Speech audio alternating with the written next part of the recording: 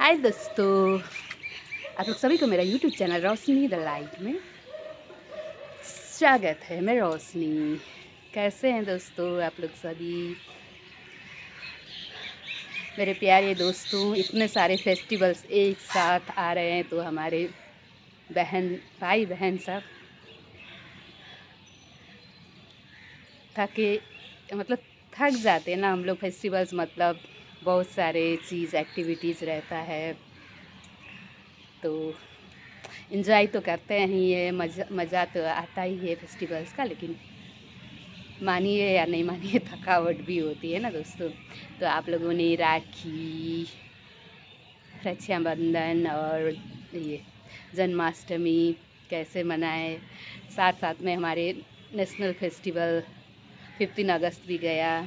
मतलब सबका बिजी, सब कोई हम लोग बिजी थे ना दोस्तों। लेकिन इसी बीच बहुत बुरे बुरे घटना भी होते रहे हैं देश दुनिया में, सुन के क्या ही बताऊं, मन एकदम खट्टा सा हो जाती है। जैसे 15 अगस्त के टाइम में तो हमारे डॉक्टर बिटिया का मामला ही ताज़ा ताज़ा सब था। लोगों का उलझन और परेशानी उसी में लगा हुआ था, दिमाग में गुस्सा, क्रोध, आक्रोश, क्या ही बताऊं। अभी भी जब याद करते ना डॉक्टर बिटिया के किस्सा तो अपने आप खून में उबाल सी आ जाती है। बहुत गर्मी है दोस्तों, देखिए ना, पसीना पसीना मैं हो रही हूँ। शाम के वक्त है, 5:30 हो गया है, लेकिन सिर्फ कल और आज बारिश नहीं हुई है और गर्मी ने अपना धावा बोल दिया है। अब तो मानसून भी ख़त्म ही हो गई लगभग। पोस्ट मानसून कभी कभी बारिश हुई तो हुई, नहीं तो मानसून ख़त्म।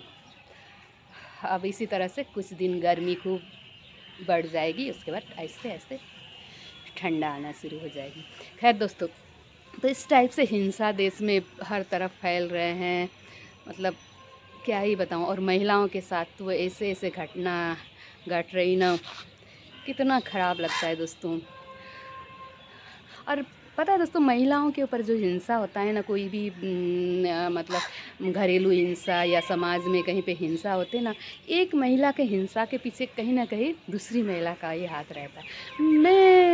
मेरा मानना ये है ना दोस्तों, अगर महिला के साथ हिंसा होती है ना तो कोई दूसरी महिला, कोई भी महिला उस हिंसा में शामिल ना हो ना, तो सिर्फ मात्र पुरुष हिंसा मतलब महिला को ज़्यादा प्रताड़ित नहीं कर पाएगा। और हर मतलब महिलाओं के साथ ज़्यादा करके जितना भी हिंसा होता है, खास करके घरेलू हिंसा, देखिएगा उसमें पुरुष तो शामिल होता है साथ में, और दूसरी महिला कोई ना कोई, चाहे वो माँ के रूप में हो, बहन के रूप में हो, कोई प्रेमिका के रूप में हो, या किसी के भी रूप में हो, वो भी शामिल रहती है। तभी एक औरत के ऊपर हिंसा करने का दुस्साहस एक पुरुष कर सकता है। अक्सर अब देखिए 95 केसेस में ऐसे ही होता है दोस्तों। कभी भी महिला के ऊपर हिंसा होती है ना, तो उसके पीछे कोई दूसरी महिला भी साथ देती है। देखिए दोस्तों, सूरज सूरज डूबने वाली है, अच्छा लग रहा। तो अभी ना एक मामला यूट्यूब में पूरा छाया हुआ है, इसका सपना चौधरी का, जिनका स्नैपी गर्ल्स नाम से चैनल है ना दोस्तों। जितने भी यूट्यूब में मतलब यूट्यूब चलाते हैं मेरे दोस्त, जितने भी भाई बहन यूट्यूब चलाते हैं, वो ज़रूर सपना चौधरी को बहुत कम ही लोग होंगे जो नहीं जानते, क्योंकि वो बहुत ही पॉपुलर यूट्यूबर है। वीडियोस बनाती हैं बहुत अच्छा अच्छा। स्नैपी गर्ल्स के नाम से एक अंशु बोल के उनकी ननद थी, उनके साथ मिलके वो वीडियोस बनाया करती हैं। 2 बिटिया भी है उनकी, छोटी छोटी। बहुत सारे फ़ैन फॉलोइंग है उनके, सब्सक्राइबर्स बहुत है, बहुत व्यूज़ आते हैं, तो उनका वीडियोस बहुत चलता है। खासी अर्निंग्स करती भी है, और वो एकदम सक्षम महिला हैं। उनको कोई मतलब किसी को बैठा के उनको खिलाना या कुछ करना नहीं पड़ता है।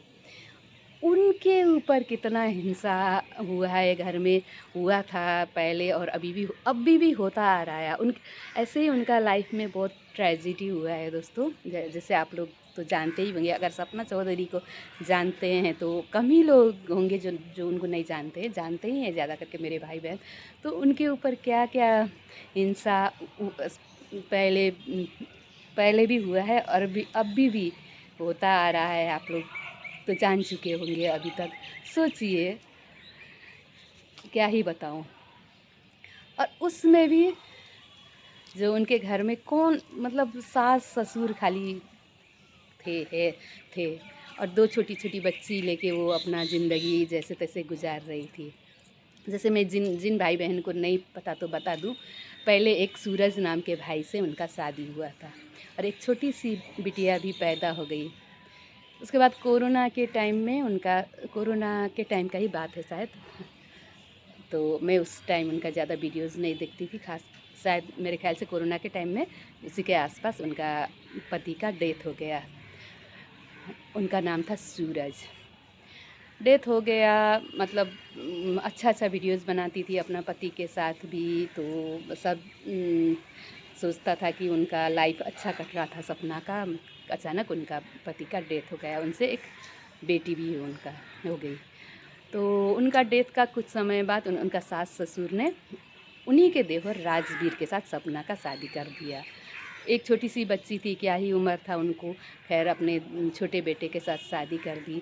सब ने यही सोचा कि कितने अच्छे सास ससुर है, चलो अपनी बहू को अपने घर में रख लिया, एक छोटी सी बिटिया भी है तो देवर से शादी कर दिया।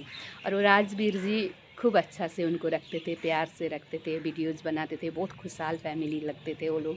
और राजवीर से भी सपना चौधरी का एक बेटी हुई है। और देखिए, इतना बोले तो ऊपर वाले किसी किसी का तकदीर बनाते भी कैसे हैं। तो राजवीर का भी एक छोटी सी प्यारी सी बिटिया होने के बाद शादी के कोई वही 1.5-2 साल के अंदर राजवीर भी एक्सीडेंट में ख़त्म हो गए। वो भी एक्सीडेंट होने के बाद से सूरज जो पहले पति थे वो बीमार होके चल बसे और ये एक्सीडेंट में चल बसे। माँ बाप के ऊपर जो वज्रपात हुआ वो तो हुआ, लेकिन ये 2-2 बेटी को लेके 2-2 शादी के बाद भी उनके साथ जो हुआ, इनके ऊपर क्या गुजरा हुआ बताइए ना दोस्तों, क्या गुजरा होगा। माँ बाप जितने दुखी थे ये भी तो उतने ही दुखी थी। खैर दोनों के तरफ से एक एक निशानी के रूप में बिटिया भी है। बिटिया का जब मुंह देखती होंगी तो इनको कैसा लगता होगा। शुरू में तो उनके वीडियोज़ से ऐसे लगा कि सास ससुर इनको बहुत मानते हैं, बेटी के तरह रखते हैं। वीडियोज़ बनाती थी, खुश रहती थी, सब कुछ भूलने का कोशिश कर रही थी, इतने बड़े हादसे को, 2-2 हादसे को। लेकिन बाद में पता चला कि सास ससुर बहुत अजनबी किस्म के हैं। उनका मायके वाला का आना पसंद नहीं करते हैं। और कमाती तो ये अपने यूट्यूब से, ये अपने अर्न करती थी, फिर भी इनको शोषण करना, अपने मर्ज़ी से रखने का कोशिश करना, कोई चीज़ का आज़ादी नहीं देना। मतलब किस टाइप से वो घुट-घुट के रह रही थी इस घर में। लेकिन अपना सास ससुर और पहला पति इनको शायद मारते भी थे। अब भी अभी उन्होंने ये बात को बताई है, पहले तो कभी बताई भी नहीं थी। तो बहुत प्रताड़ित करके सास ससुर इनको रखे हुए थे, लेकिन वो नहीं बताती थी। अब जाके अब पानी सर से गुजर गई तो ये बताने लगी है सपना चौधरी। तो मैं सोचती हूँ दोस्तों, इस तरह से सक्षम लेडीज़ को तो इस तरह से लोग प्रताड़ित करते हैं, तो जो बेचारी वही सपना चौधरी के जगह में जैसे एक कुछ भी नहीं करने वाली सिंपल सी हाउसवाइफ होती, पूरी तरह से सास ससुर के ऊपर निर्भर होती, तो क्या कैसे कुत्ते की तरह ज़िंदगी कर देते होंगे उनके।